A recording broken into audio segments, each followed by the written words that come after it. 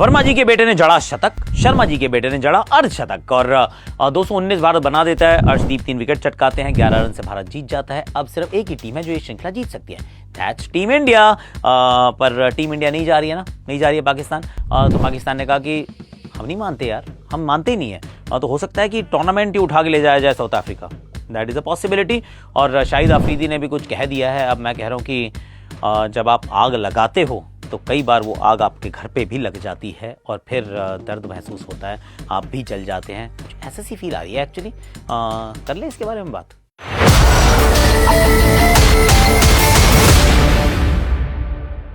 पाकिस्तान ने कहा है आईसीसी से कि हमें लिखित में आप एक्सप्लेनेशन दीजिए कि क्यों नहीं आ रहा भारत। अब उन्होंने ये भी कहा है कि जब पहले ये डिसाइड हुआ था, ये फिक्सचर्स बने थे, और तब तो आपने बिल्कुल नहीं कहा, ये इंडिया ने कोई ऑब्जेक्शन नहीं उठाया था, अब क्यों ऑब्जेक्शन उठा रहे हैं। और मतलब कुछ तो ये भी लोग कह रहे हैं कि क्योंकि वो एशिया कप जब हुआ था हाइब्रिड मॉडल में हुआ था, तो उनको बताया गया था कि देखिए अभी आईसीसी ट्रॉफी होनी है तो आपको भी जाना पड़ेगा, वो भी आएंगे and all of that. I think that is what they are saying. तो वो दो चीज़ें इसमें एक्चुअली, दो भाग हैं। एक तो ये है कि मतलब जो डोमेस्टिक ऑडियंस है उसको आपको प्लेकेट भी करना है, आपको उनको समझाना भी है, बताना भी है कि हमने पूरी तरह से कोशिश की है और ये नहीं हो पा रहा है। हालांकि अनलाइक अदर बोर्ड्स, मतलब काफ़ी जगह पे क्या होता है, बोर्ड के ऊपर गवर्नमेंट का कंट्रोल नहीं होता है। जो अपॉइंटीज़ होते हैं वो गवर्नमेंट अपॉइंटी नहीं होते हैं, चाहे वो प्रेसिडेंट हो या सेक्रेटरी हो। इन वो एक डेमोक्रेटिक प्रोसेस जो है वो सब जगह फॉलो होती है, मोस्ट जगहों पे फॉलो होती है। पर पाकिस्तान में ऐसा नहीं है। पाकिस्तान में पीसीबी का जो चीफ है वो अपॉइंट ही करते हैं, वो प्रेसिडेंट अपॉइंट करते हैं, मतलब वो प्राइम मिनिस्टर अपॉइंट करते हैं। यू गेट दैट ड्रिफ्ट कि वो एक ऑलमोस्ट एक सरकारी पोजीशन है जो दी जाती है। तो फिर they are almost hand in glove कि आप क्या कर रहे हैं क्या नहीं कर रहे हैं। तो अपेरेंटली पाकिस्तान गवर्नमेंट ने कहा है कि भाई you take a very hard stance कि अगर इंडिया नहीं आता है तो मत आने दो, पहली बात, और हम तो यहीं कराएंगे। अब आईसीसी के पास उसका क्या विकल्प बचेगा। ICC I think first point तो ये है कि आज से 3 साल पहले या 2 साल पहले जब ये तय हुआ था कि पाकिस्तान में होगी चैंपियंस ट्रॉफी, तब तो नहीं पता होगा कि Indian government on the day क्या डिसाइड करने वाली है। ये वाली बात तो मतलब क्या ही कह सकते हो। तो वो वाली रिटर्न में दे देंगे, सर कैसे बताते आपको जब हमें नहीं पता था, इंडियन गवर्नमेंट को नहीं पता था, हाउ डू वी नो। पर अगर पाकिस्तान बिल्कुल ही मना कर दे कि नहीं हम हाइब्रिड मॉडल एक्सेप्ट ही नहीं करते हैं, अगर होगा यहाँ पे टूर्नामेंट तो पूरा पाकिस्तान में होगा, वरना हम नहीं इसको एंटरटेन करेंगे, then ICC is well within their rights to take away the tournament completely. और वो अभी सुनने में आया है कि साउथ अफ्रीका में भी हो सकता है। सी आइडियल ये है, I will be very honest, ideal ये है कि आप हाइब्रिड मॉडल में खेल लीजिए, क्योंकि this is what it is at this point in time.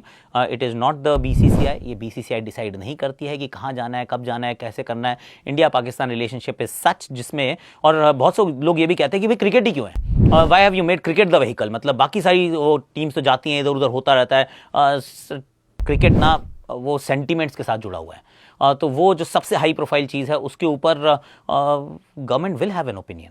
You like it, you hate it, whichever way you want to address it. Fact है कि ओपिनियन होगी, और वो ओपिनियन को अगर आप रिस्पेक्ट नहीं करते हैं तो I mean you can very well stay out of the tournament, और वो टूर्नामेंट कहीं और हो जाएगा। पर पाकिस्तान की क्रिकेट बोर्ड के लिए मुझे लगता है कि अच्छी बात ये होगी कि हाइब्रिड मॉडल को मान जाएं। वैसे मुझे ऑनेस्टली बताऊं, बिटवीन यू एंड मी, मुझे लगता है मान भी जाएंगे। अभी थोड़ी पॉस्चरिंग है, पर eventually that's my gut feeling, I don't have any inside info, मुझे लगता है मान जाएंगे, यहीं पे होगा और हाइब्रिड मॉडल होगा जिसमें इंडिया के मैचेस हो सकता है दुबई में हो या श्रीलंका में, they will figure it out, पर हाइब्रिड मॉडल में होगा। ये इंडिया तो नहीं जा रही है पाकिस्तान, ये बात तो अब तय हो गई है ना, मतलब इसमें क्या ही रह गया। शाहिद अफरीदी जी ने कल ट्वीट किया, बड़ा अच्छा ट्वीट किया, बहुत बढ़िया, इंग्लिश में बहुत अच्छा है। इसमें लिखा है, cricket is at a crucial crossroads facing perhaps one of its greatest challenges since the late 1970s। Almost like philosopher, मतलब फिलोसोफर की तरीके से बोला है, बहुत अच्छी फिलोसफी है ये। Now is the time to put differences aside and let the game unite us. It's a beautiful gesture. कितनी अच्छी बात लग रही है ना। If countries once divided by history can come together and I'll tell you, come together in the Olympic spirit। तो Olympic को भी उन्होंने थोड़ा सा उस स्पिरिट को भी इन्वोक किया है। तो फिर हम वो सेम क्यों नहीं कर सकते, चैंपियंस ट्रॉफी में क्यों नहीं हो सकता। बेसिकली कह रहे हैं कि सब कंट्रीज को आना चाहिए और चैंपियंस ट्रॉफी पाकिस्तान में खेलनी चाहिए, ऐसा इन्होंने अभी कहा है। और बड़े अच्छे से उन्होंने बताया कि keep the egos aside and all of that. बड़ा अच्छे से, बहुत बड़ी सुनने में बातें बड़ी अच्छी लगती हैं। पर एक बात भूल जाते हैं कई बार कि इंसान आप ही हैं। ये 2024 का ट्वीट है, एक 2018 का ट्वीट है, वो भी शाहिद का ही है। उन्होंने कहा, appalling and worrisome situation ongoing in the Indian occupied Kashmir. Okay, innocents being shot down by oppressive regime to clamp voice of self determination and independence. Sir आप पता है क्या कह रहे हैं? आप ये कह रहे हैं कि वो जो कश्मीर है, जो भारत का जो कश्मीर है, भारत का जो कश्मीर है, आपका वैसे पीओके है, हमारा कश्मीर है, उसमें सेल्फ डिटर्मिनेशन का राइट होना चाहिए और इंडिपेंडेंस अगर उनको चाहिए तो उनको देनी चाहिए। This is exactly what you are saying. तो और उसके साथ ये भी कह रहे हैं UN and other international bodies wonder where are they and why are they making the efforts to stop this. Sir मतलब याद नहीं आया आपको कि आप क्रिकेटर हो, कि क्रिकेट खेलनी होती है, साथ में रखना होता है, पॉलिटिक्स को साइड रखना होता है। यू नो ओलंपिक्स से भी जब हिस्ट्री ने जिन चीज़ों को डिवाइड किया है वो भी ओलंपिक स्पिरिट को रखते हुए साथ में आके इकट्ठे काम करते हैं। सर आग लगी हुई थी, आप ही तो डाल रहे हो घी, आपने तो डाला है रेगुलर इंटरवल्स पे। एक मुझे जावेद मियांदाद साहब का भी एक मैं वीडियो देख रहा था, उन्होंने तलवार निकाल रखी थी, बिलीव इट और नॉट, वो कश्मीरों की बात कर रहे थे कि मैंने बल्ले से भी छक्का मारा था, ये देखो कश्मीर, ये मेरे पास तलवार है। आई मीन रियली जावेद भाई, आई मीन भाई बोल रहा हूँ पर ऑनेस्टली कह रहे वो बल्ले में भी धार थी, देखो तलवार में भी धार है, पहले मैं बल्ला चला सकता था, मैं तलवार चलाऊंगा। What the proper FA, seriously. और पर सडनली यही हुआ ना कि क्योंकि जब आपने आग लगाई, आपको लगा था कि आग लगी हुई है, दिखने में अच्छी लग रही है, it's okay, let's enjoy the tamasha. पर जैसी आग, तो क्योंकि आग किसी का कहना नहीं मानती, हवा इस तरफ चली, आपके घर में आग लगी, थोड़ा सा आपको गर्माहट महसूस हुई, थोड़ा सा आपको जलन महसूस हुई है, तो आप कह रहे हो कि let's invoke the Olympic spirit. आप ही ने शुरू किया, थोड़ा सोच लो। मतलब बहुत रेयर होता है कि कोई हमारी तरफ से, वो हमारे जो सीनियर क्रिकेटर्स हैं, कभी सुनील गावस्कर साहब, कभी कपिल देव पाजी, कभी आपने इनके मुंह से ऐसी कोई बात सुनी हो।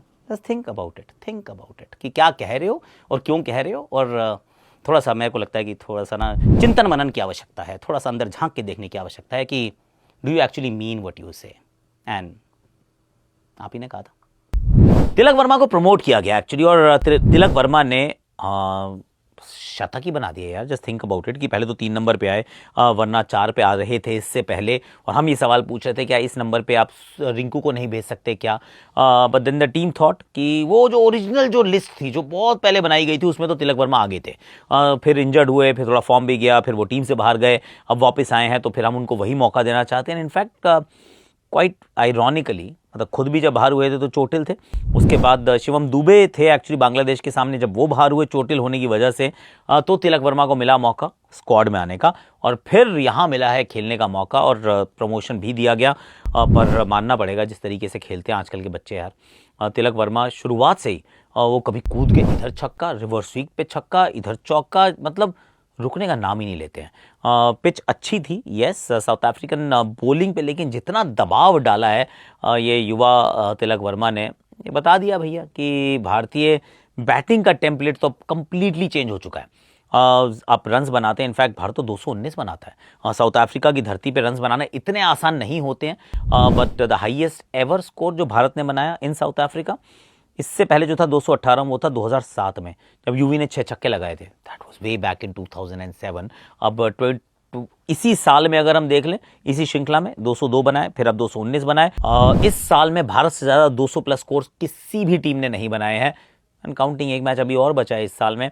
सो अब टेम्पलेट बदल चुका है। Tilak Varma played absolutely outstanding, और इन्होंने भी अपना नाम डाल दिया उस सूची में कि देखिए जब भी आप अपनी आगे का रास्ता चुनना शुरू करेंगे तो आई एम देयर। क्योंकि जब शुरू भी किया था ना इन्होंने खेलना, खासतौर से हार्दिक कप्तान थे and he was batting, he looked a part, लगा था कि अच्छा खिलाड़ी है, बड़ा जबरदस्त खिलाड़ी है, बड़ा अच्छा फ्यूचर है, and then just petered away, मतलब एकदम से गायब से हो गए थे। Now he is back and we really hope that he is back for good. Verma ji के बेटे की बात की तो शर्मा जी के बेटे की बात करना बहुत जरूरी है, और ये सही है कि मुट्ठी बंद कर रहे थे पर रेत फिसल रही थी। अब जब रेत फिसलनी शुरू होती है तो फिर आपको लगता है, and this was a big match for Abhishek मेरे विचार में, क्योंकि अब ये मैं और अगर आप बात कर रहे हैं तो ये उनको भी पता है कि समय हो चुका है, बहुत मौके मिल चुके हैं, अब और नहीं मिलेंगे। This is where it ends, मतलब लॉन्ग रोप है पर वो लॉन्ग रोप भी एंड होगा, क्योंकि संजू सैमसन, और संजू की बात कर लेते हैं, या तो शतक बनाते हैं, बतक बना रहे हैं, 2 लगातार शतक बना दिए, 2 लगातार बतक बना दिया है। This is the way Sanju has been. पर अभिषेक शर्मा ने रन बनाना इसलिए भी ज़रूरी था क्योंकि जिसने 2 शतक बनाया उनको वो 2 बतक के बाद भी आप आउट नहीं करेंगे, आप नहीं कहेंगे कि टीम से बाहर जाने वाले हो। He is always going to be ahead of you in the queue. और फिर यशस्वी और शुभमन गिल ने आना है, then Ishan will start putting pressure. तो अभिषेक के लिए बड़ा इंपॉर्टेंट था कि अच्छा खेलें। ऐसे में अमूमन, और मेरी भी एडवाइस ये थी कि थोड़ा समय दे दो यार, थोड़ा सा संभल के खेल लो, क्या ज़रूरत है हर बॉल पे मारने की। पर वो वैसा नहीं खेले, वो मारता ही गया यार बंदा। एक बात जरूर ने फर्क किया कि पिछली अगर हम सीरीज देखें तो उसमें ना बैक एंड अक्रॉस जा रहे थे, ऑफ साइड की तरफ बार बार जा रहे थे, इस बार वो अपने आप को रूम दे रहे थे। इस वजह से अगर आप देखेंगे उनका बैगन व्हील तो आप पाएंगे पॉइंट पे बहुत सारे रन थे। ऑफकोर्स हाई रिस्क क्रिकेट खेलते हैं, पर कन्विक्शन है यार, मानना पड़ेगा, क्योंकि 2-4 फेलियर के बाद ना ये हाई रिस्क क्रिकेट जो होती है सुनने में देखने में अच्छी लगती है, पर खेलने में जान निकलती है जब यू नो कि आपकी पोजीशन जो है वो ऑन द लाइन है। आप आउट हुए, फेल हुए तो आउट। पर ऐसे में अगर आप इस तरीके से खेल सकते हैं, वो वेल डन यार अभिषेक शर्मा। ये नया जो भारत है ना, ये अलग तरीके से खेलता है। और इसी बताया तो रमनदीप सिंह का जो छक्का था, पहला मैच है यार, पहली बॉल है, पहली बॉल पे 6 मारते हैं। ये अलग ही टीम चली है, जेन अल्फा वाली टीम है ये, एकदम ना मतलब अलग ही इनकी वाइब है। एक्चुअली सिग्मा है ये सारे, सिग्मा ऐसे ही कहते हैं वो जेन अल्फा वाले, क्या मतलब होता है पता नहीं मुझे, पर अच्छा ही होता होगा वो। सिग्मा रूप है इनका, बहुत अच्छा खेल रहे हैं। सिंह इज किंग भैया, क्योंकि अगर आप आंकड़े देखेंगे, नंबर ऑफ विकेट्स देखेंगे for India in T20 internationals, he is right up there, पहुंच गए, ऑलमोस्ट वहीं पहुंच गए हैं। और हालांकि मतलब टू बी फेयर, अगर उनके आप नंबर ऑफ मैचेस देखें, नंबर ऑफ इनिंग्स रादर, तो आप पाएंगे कि बुमराह से भी कम इनिंग्स है उनकी। और इकोनॉमी ज़रूर बुमराह का बहुत एक्स्ट्रॉर्डिनरी है, पर Arshdeep Singh has done really well. और यहाँ पर भी वो 3 विकेट्स चटकाते हैं, और इंपॉर्टेंट विकेट्स हैं, क्योंकि शुरुआत में आप रायन रिकल्टन के अंडे पे बॉल मार देते हो, उसके बाद अंत में आप 2 बड़े विकेट्स चटकाते हो। हेनरिक क्लासन जो थ्रेटन कर रहे थे मैच को, दूर ले जाएंगे, छक्के लगा रहे थे, फाइनली उनका वो जो खेलने वाला जो तरीका है, जो अवतार है, डेंजरस अवतार, वो नज़र आया। पर वो डीप में कैच आउट हो जाते हैं। उसके बाद मार्को यानसन, यार क्या बैटिंग कर रहा था। एक्चुअली ये भी बड़ा इंटरेस्टिंग है, second fastest 50 for a south African. इसी मैदान पे क्विंटन डीकॉक ने 1 साल पहले काम किया था वेस्ट इंडीज़ के खिलाफ, यहाँ पर इंडिया के खिलाफ ये बना देते हैं 16 बॉल में 50। और जो बैटिंग कर रहे थे, मतलब जो छक्का कवर्स के ऊपर से मारा, हार्दिक पांड्या की एक ओवर में जो पिटाई की है, 11 रन से इंडिया मैच जीता कुल मिला के। पर ऐसा लग रहा था कि 2 में कितने चाहिए थे, 50-52 रन चाहिए थे, 51 रन चाहिए थे, वो भी बन जाएंगे। 40 तो उन्होंने मार भी दिए, और उनको भी आउट किसने किया, अर्शदीप ने किया। तो अर्शदीप को क्या खास बात बनाती है, ज़रूरी है जानना कि इतनी विकेट्स वो क्यों चटकाते हैं। See firstly he is got a lot of variety, दोनों तरफ बॉल स्विंग कराना, अंदर की तरफ भी आती है, बाहर की तरफ भी जाती है, तो दैट्स अ क्वालिटी। उसके बाद स्लोअर वन बड़ी अच्छी डालते हैं, और 2 तरीके की, एक नकल बॉल सी भी डालते हैं, एक ऐसे करके रिस्ट भी रोटेट करते हैं। बाउंसर्स का भी इस्तेमाल वो लिबरली करते हैं, उनको आइडिया है कि कब बाउंसर्स का इस्तेमाल करना है। And it doesn't allow you to line you up, मतलब उनको आप लाइन अप नहीं कर सकते कि ये यहीं डालेगा, अब इसको यहीं मारूंगा। और एक और ना, एक नैक भी होती है, अंडरस्टैंडिंग होती है विकेट लेने की, जो आपको अर्शदीप में बहुत अच्छे से नज़र आती है। तो आई एम नॉट सरप्राइज्ड कि जो इनका मीटियोरिक राइज हमने देखा है कि लगातार खेलते जा रहे हैं, लगातार विकेट चटका रहे हैं। इनफैक्ट T20 वर्ल्ड कप की पहली बॉल भी इन्होंने विकेट चटकाई थी, बाबर आजम के पैड में मारी थी, रिमेंबर, मेलबर्न में। सो मे इट कंटिन्यू यार, क्योंकि you want him to do well, खासतौर से ऐसे मैचेस में जहां पे आप सिर्फ एक ही फ्रंट लाइन बॉलर है, 7 फास्ट बॉलर है, साथ में आप हार्दिक पांड्या और रमनदीप के बारे में सोच रहे हैं। इंडिया ने सिर्फ 5 ही गेंदबाजों का इस्तेमाल किया, कुल मिला के ठीक ठाक काम हो गया यार एंड में जाके। और अर्शदीप सिंह, मुझे लग रहा है 2 लोगों के पैसे यहाँ पे थोड़े से और बड़े होंगे। एक तो अर्शदीप सिंह जो कि काफ़ी पैसे कमाएंगे एट दी ऑक्शन, और दूसरे हैं मार्को यानसन, क्योंकि नई गेंद से विकेट भी चटकाते हैं, पहले ओवर में डंडे पे मार रहे हैं। आज को संजू सैमसन के 2 बार मार दिए लगातार, और ये जो बैटिंग की है, इससे तो 100% बहुत लोगों को ये यकीन होगा यार ये बंदा बैटिंग ठीक ठाक करता है। अभी तक नहीं की है IPL में अच्छी, लेकिन कर सकता है, एंड दैट्स एन इंपॉर्टेंट बात। बट आज के लिए अब इतना ही है। Like share subscribe comment notification घंटी जरूर बजा दीजिएगा, और डू लेट मी नो कि आपको क्या लगता है कि चैंपियंस ट्रॉफी कहाँ होगी, पहली बात तो। दूसरा, जो शाहिद आफरीदी जी ने जो बात की है उसके बारे में आपका क्या विचार है, और Tilak Varma, Arshdeep Singh, Abhishek Sharma, and whatever else you want to discuss, do let me know in the comment section. आज के लिए अभी के लिए इतना ही है।